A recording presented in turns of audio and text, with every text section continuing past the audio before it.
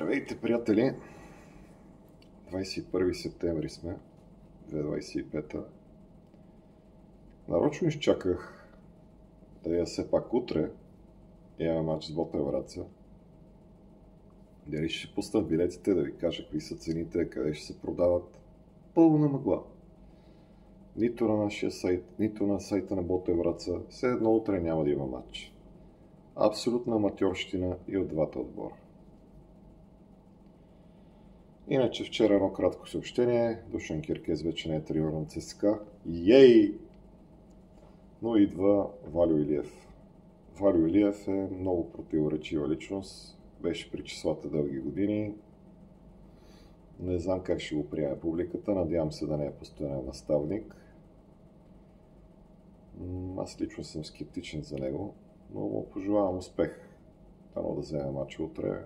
Точки ни трябват. И горе-долу с това си изчерпват новините в момента. Исках да ви дам повече информация за кой ще ходи на този двубой, но явно на място билети, цена.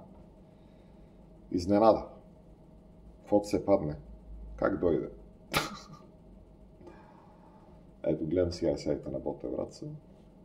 Няма билети. Не пише нищо. Преравям го. Мъгла.